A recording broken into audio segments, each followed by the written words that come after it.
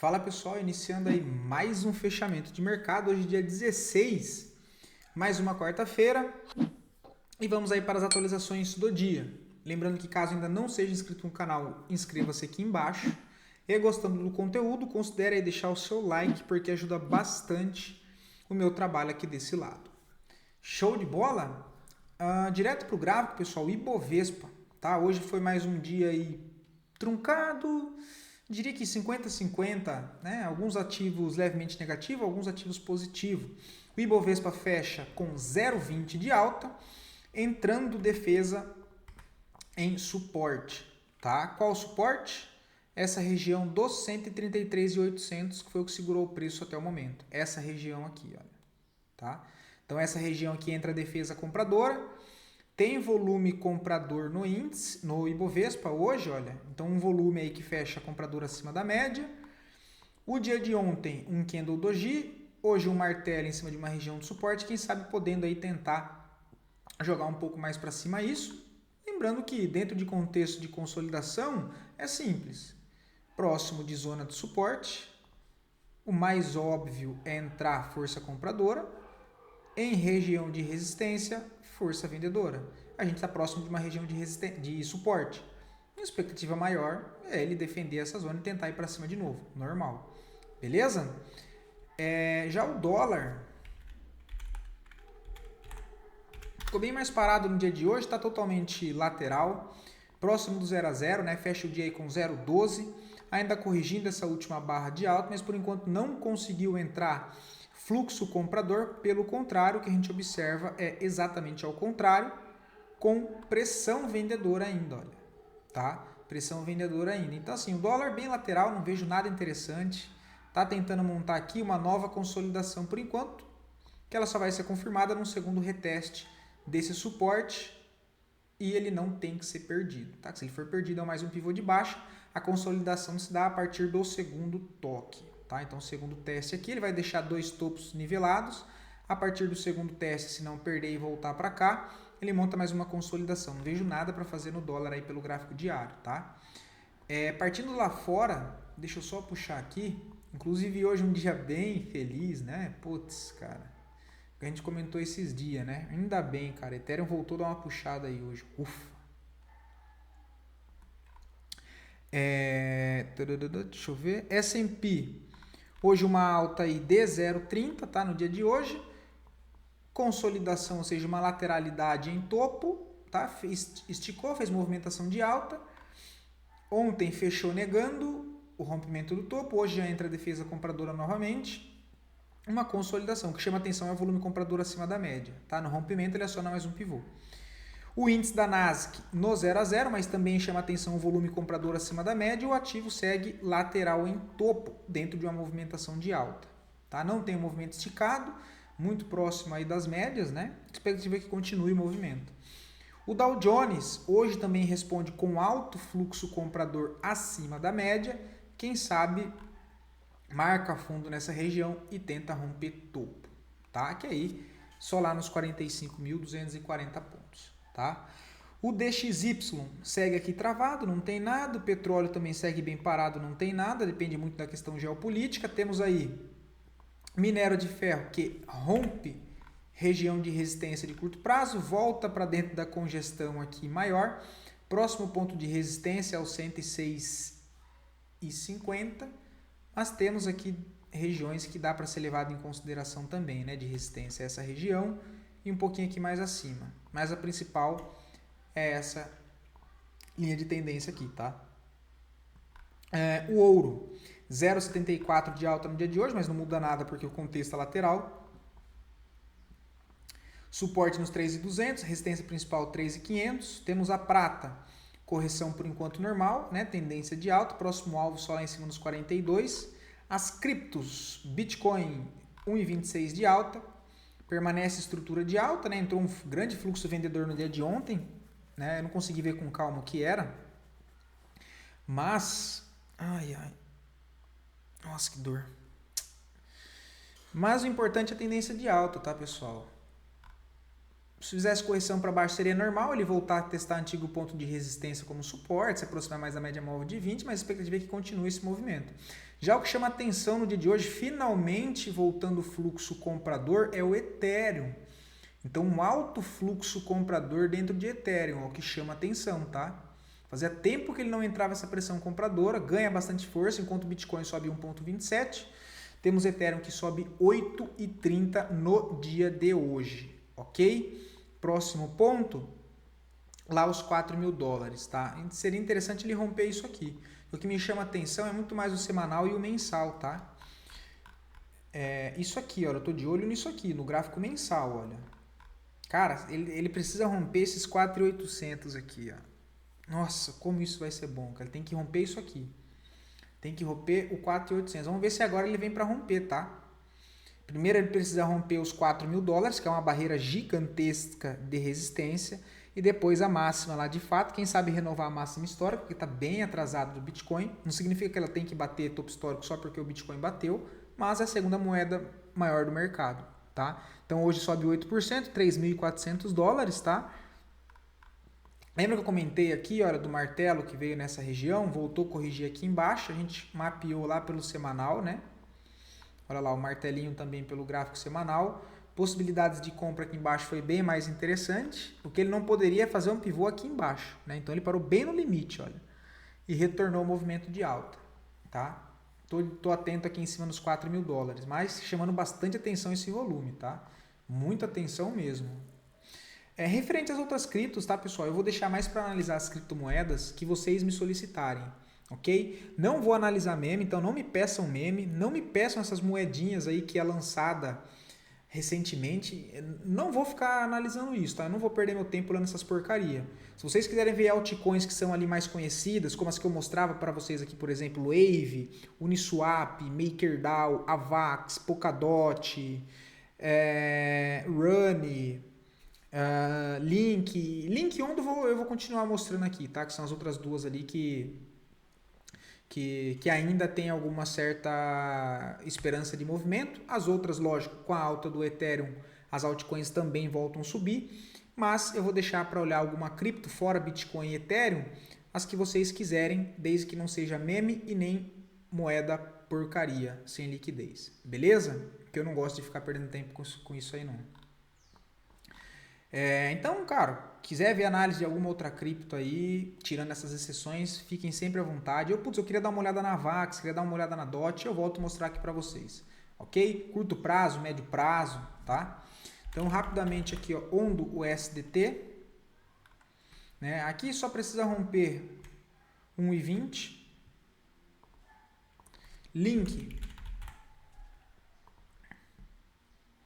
Link ganhou aqui precisa romper também os 18. Não vejo compra, tá, pessoal? Como eu já disse, eu já tinha comentado, venho comentando com vocês há um bom tempo dessas altcoins. Melhor região de compra foi durante toda essa movimentação de queda, que eu falei que seria o dinheiro de risco, eu já tinha comentado com vocês. Eu não vejo compra agora, tá? De maneira alguma. Quem já tem na carteira aí, no meu caso sobrou só Link e Ondo. Só tem essas duas, tá? Só tem essas duas. O que eu ia falar? Mas não vejo compra de maneira alguma nessas regiões, tá? Melhor ponto de compra já foi, quem teve que tomar risco já tomou. Agora é muito mais hora de começar a gerenciar as posições e pensar aí num plano de saída do que querer ficar comprando, tá? Então sem euforia.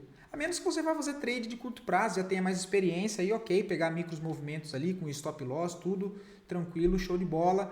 De novo, caso queiram a minha ajuda em algum ativo que você esteja posicionado para curto prazo, para saber se está um ponto de resistência, também fiquem à vontade. Eu respondo, é só deixar aqui nos comentários sem problemas algum, tá? Dito isso, voltando para a nossa bolsa, as duas melhores performances do dia de hoje, em sequência das duas piores performances e depois análise a pedido de vocês. Mais uma vez, muito obrigado pela participação de todos. E lembrando que caso queiram ver análise de alguma ação em específico ou cripto, como eu comentei, só deixar aqui nos comentários que eu trago análise para o dia seguinte. Show de bola? Hoje, Pecar, tá? Fiquei triste com Pecar, cara. A gente tentou pegar ela na nossa carteira essa semana aqui, não deu o gatilho. Não deu o gatilho e hoje ela sobe 10%, né? A gente tá, né, tinha colocado a compra um pouco mais aqui para baixo, ó, acreditando que ela ainda pudesse continuar essa lateralidade aqui, olha, testar aqui para depois tentar ir, né? A gente, né, o gatilho um pouco mais aqui para baixo, ela acabou esticando aí para cima, tá? Bem bonito. De novo, não vejo a entrada agora, tem que esperar alguma correção, mas bem bonito o papel, cara. Uma pena que não pegou, eita, que não pegou a nossa ordem. Ai, cara, isso eu fico chateado, viu? Isso eu fico chateado, cara. Porque tinha bem o contexto aqui. A ordem estava bem junto dessa média móvel de 200. Um pouquinho mais aqui para baixo. A Mundícia parou aqui e já voltou a subir. O gráfico semanal, por enquanto formação de fundo. Muito bem estruturado o movimento. Quebra de característica. Né? Quebra de característica. Expectativa que volte para testar topo dos 4,90. Bem bonito o movimento, tá? Bem bonito. Caso tenha alguém comprado nessa região de formação de fundo, não tem muito segredo. Stop 2,90. Show de bola? Bonito ativo, tá? Bonito ativo. É um papel que o cara vai ficar de olho aí em correções. Lembrando, tá? Me perguntou aqui, inclusive, vamos dizer assim, parceiro aqui dos vídeos, né? Eu não conheço, não sei quem é, mas é a pessoa que sempre comenta aqui nos vídeos, enfim, dá uma força aí. Eu só não sei o nome.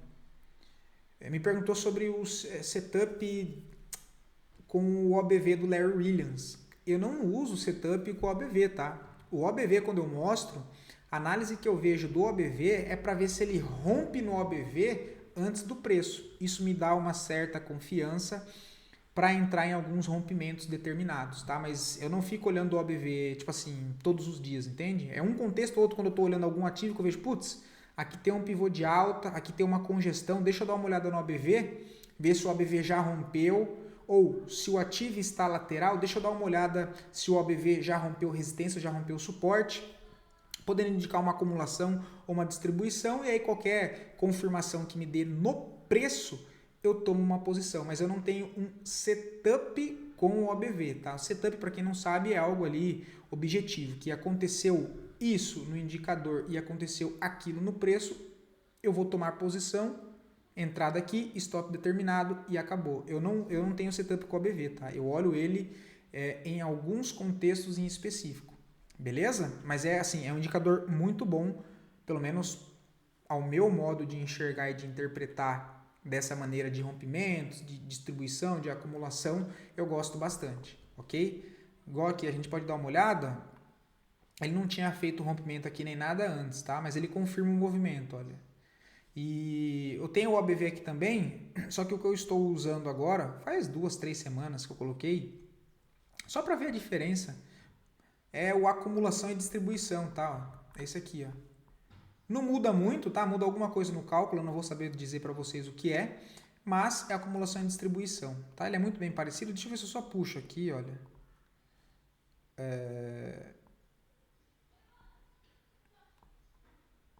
O de cima é o acumulação e distribuição do Larry, não sei se é do Larry Williams, aqui só marca Williams, e embaixo tem o ABV, ó. São muito parecidos, tá? Escolhe aí o que você acha melhor, se você quiser usar, e assim, eu não vejo muita diferença não, tá? Do meu caso, pelo menos, é só frescura minha de querer olhar o outro aqui pra ver como é que ele se comporta, mas no fio da meada mesmo é muito bem parecido, ó. Não tem muita diferença não, beleza? Mas é bem interessante, tá? Eu gosto bastante, eu só não tenho um setup alinhado com ele, beleza? Mas claro, a gente pode marcar de fazer a live, tá?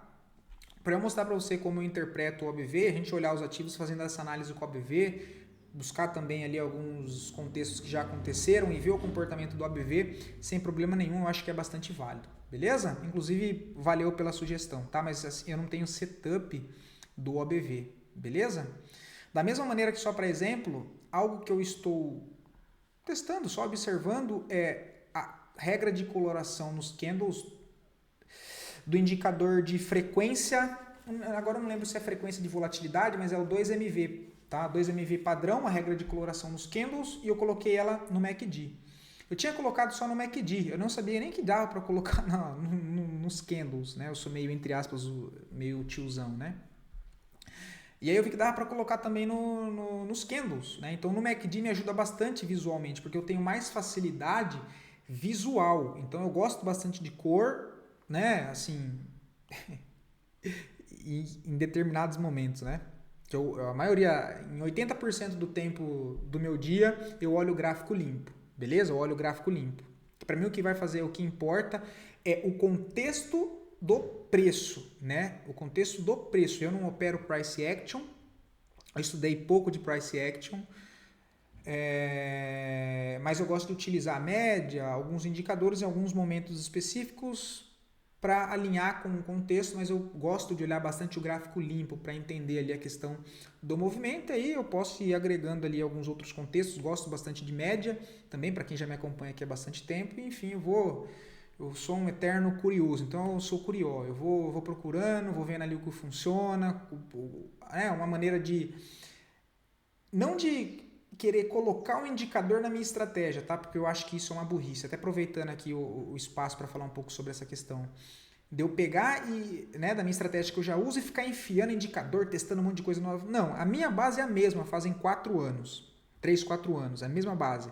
O que eu vou fazendo é, cara, eu sou curioso, né? Eu sou curió, eu vejo as coisas assim, putz, eu gosto de ir colocando e testando, observando, mas usando e tentando interpretar com a base da minha análise, tá? E não colocando um indicador em cima da minha estratégia. Não. A minha estratégia é em cima do indicador. O indicador é por último. Eu vejo, putz, legal, cara, ele mostrou alguma coisa ou outra ali. Cara, é interessante. Só para conhecer o indicador. A maioria deles eu tiro, tá? O que eu uso é mais o que eu mostro para vocês aqui, que é MACD, que é o RSI, que é o estocástico, que raramente, né? Eu não fico mostrando todos os dias para vocês o indicador, porque de fato eu não olho os indicadores todos os dias, a todos os momentos. Em alguns momentos em específico, eu clico no indicador ali para ver se tem alguma coisa, mas acho que vocês conseguiram entender. Beleza? O que eu achei interessante da regra de coloração foi mais para a questão do MACD, tá? Que eu estou gostando também bastante de analisar o MACD e, de novo, ele, de acordo com a minha estratégia, eu tenho gostado bastante. De novo, não uso como setup, não vou fazer uma entrada, putz, não vai ser o MACD que vai me dar uma entrada, mas eu começo a observar se em pontos que eu vejo uma compra, ou vejo uma venda, ou vejo possibilidade de o preço montar uma estrutura em que me chame a atenção para começar a pensar em uma compra ou começar a pensar em uma venda, eu estou utilizando ali o MACD para ver como ele se comporta dentro desses contextos. Tá? Então, putz, eu estou olhando aqui o gráfico limpo, PK já estava me chamando a atenção. Cara, eu vou dar uma olhada no MACD e ver, putz, o MACD já está para cima.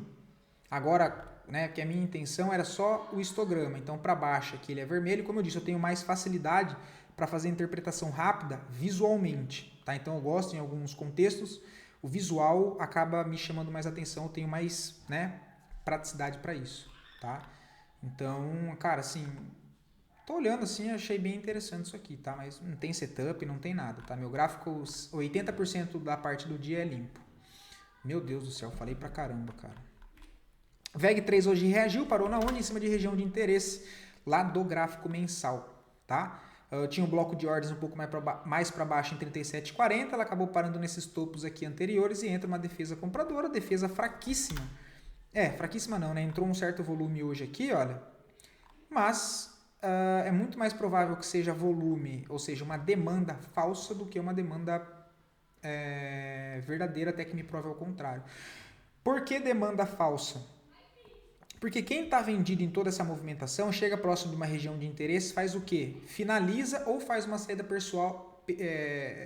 uma saída parcial da venda. E quando você vai fechar uma posição vendida, você tem que comprar. Então, se você fecha a posição de venda, ela aumenta normal o fluxo aqui de compra. Tá? Então, às vezes, esse volume aqui não é um volume porque tem de fato pessoas querendo comprar a VEG aqui, mas sim fechamento de posições de venda.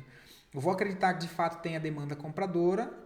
Se ele quebra esses topos aqui, gera uma correção e aí beleza, eu posso pensar em começar em compra e aí sim, se ele armar um pivô, expectativa é que ele possa voltar dentro do movimento maior aqui, ó.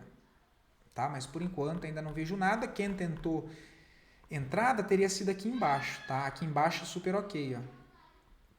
Né? Tentando defender essa região de interesse com um stopzinho aqui embaixo, ok? Alvo ou parcial aqui em cima. Agora eu não vejo entrada mais, tá?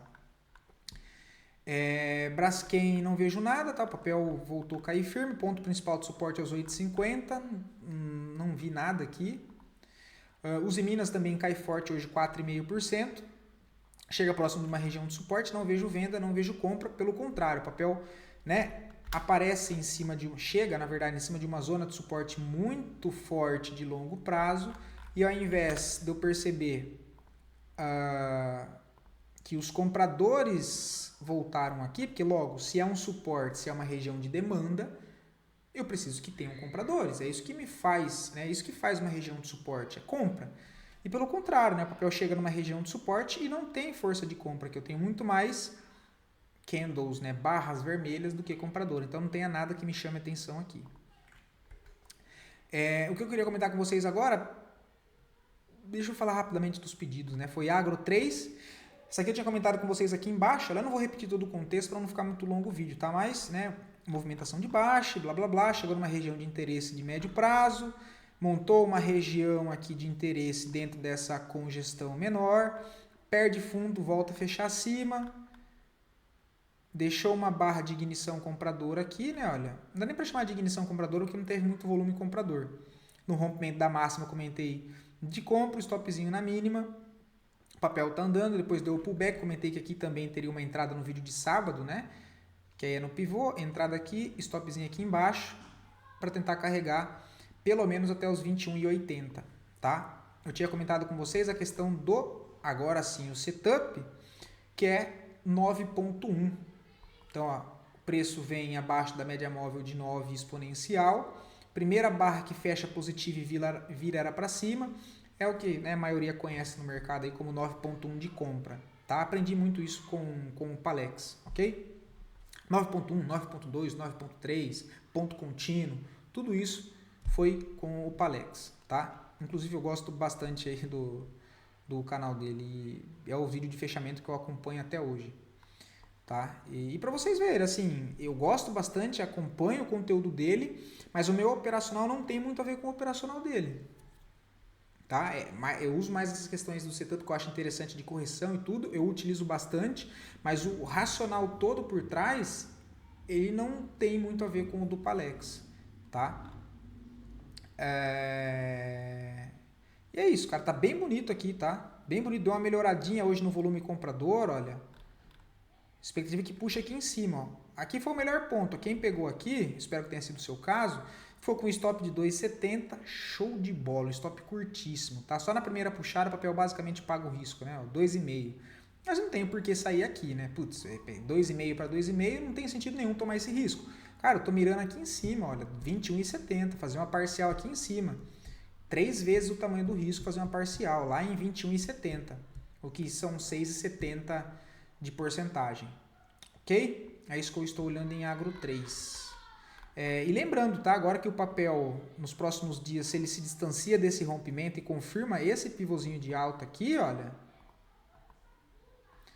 você pode fazer o ajuste de stop. O seu stop estava aqui embaixo, ele, né, nesse pivô, ele vai confirmar esse fundo micro, você pode colocar o seu stop aqui, que vai ficar basicamente no preço de entrada, e você já tira o seu risco da operação, mesmo sem fazer uma saída parcial, tá? E aí tenta carregar lá para cima.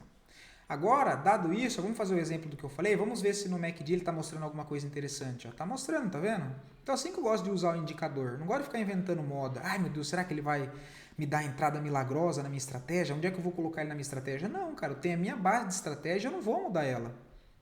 Né? Se está dando certo, não tem por que mudar. O que eu vou fazendo é xeretando alguns indicadores, algumas coisas para ver se agrega alguma coisa, se não agrega, se em uma questão em específico ele pode me ajudar, igual na falha de rompimento de fundo. Então, se tem uma falha de rompimento de fundo, tem uma divergência no MACD, ele começa aqui a fechar acima, ficar verde, olha, pode ser uma possibilidade e quando ele me dá uma confirmação no preço ali, eu me sinta mais confortável para operar esses contextos em específico, mas que o indicador não alterou em nada o meu modelo de ver a minha estratégia. E sim, eu estou colocando a minha estratégia em cima do indicador, tá? Dane-se o indicador. Dane-se, ele prestando ou não, eu tenho a minha base ali, show de bola, tá? Então a gente percebe que aqui, olha, nesse espaço, ó, onde ele rompe o fundo e falha, o que eu tenho sinalização aqui? Eita lasqueira! A sinalização aqui, olha, Nossa, cara, eu tô ruim, hein? Eu sou um péssimo professor. Nossa. Ó, olha que ele vira, ó, ele tava vermelho, ele cruzou aqui a média para cima, aqui o histograma começou a ficar para cima, putz, cara, beleza. Aí o que ele me deu de confirmação? O 9.1 de compra. Rompimento da máxima, stop na mínima. E eu nem tinha visto o MACD, tá? Né? Quando eu comentei para vocês, eu nem estava utilizando essa regra de coloração maluca aqui. Beleza? Mas assim, eu acho interessante, porque, olha, a divergência, ó, fundos levemente nivelados, esse fundo aqui mais baixo, no indicador que eu tenho, ó, os fundos aqui mais altos. Tá?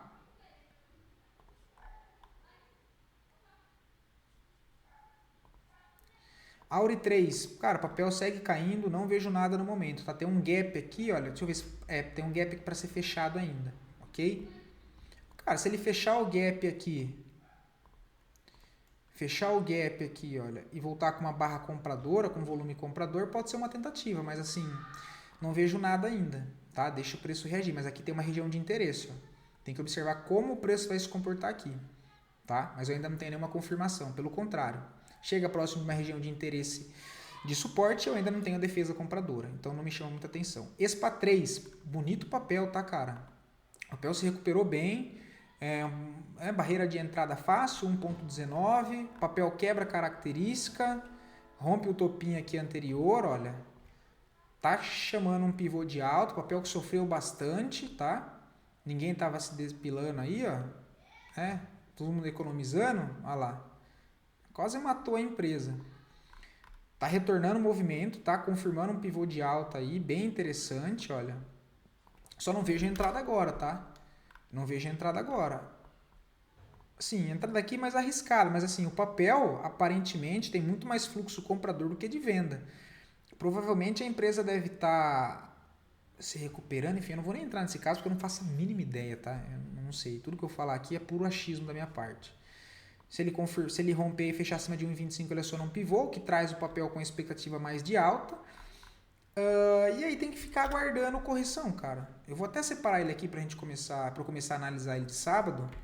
Esse para 3. Só olha aqui, inclusive, obrigado aí pelo papel.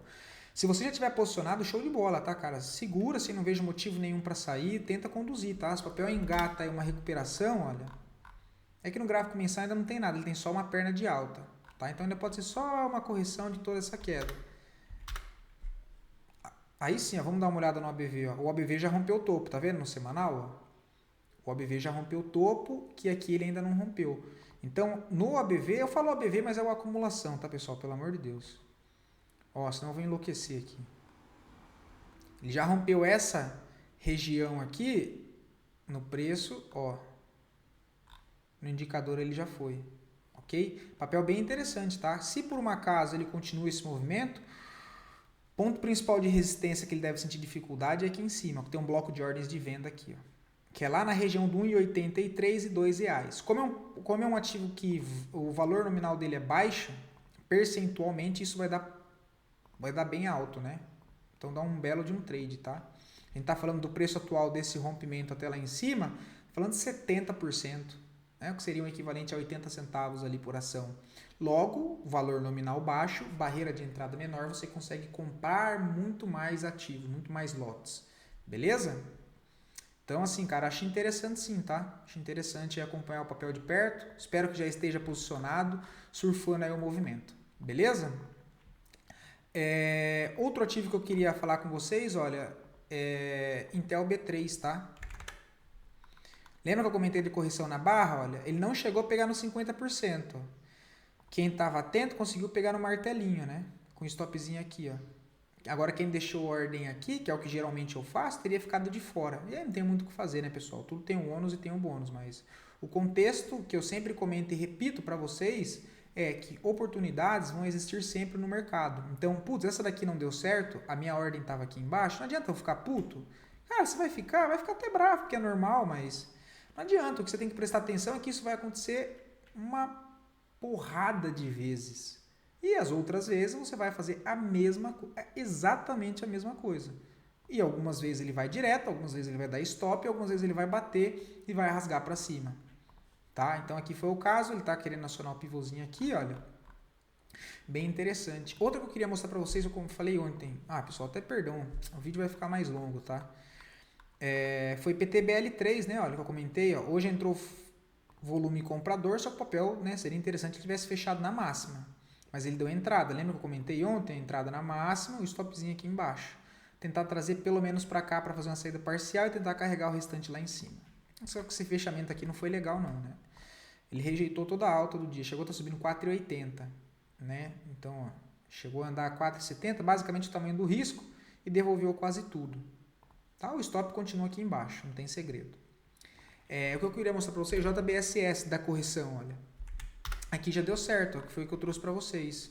Meu Deus, o que é isso?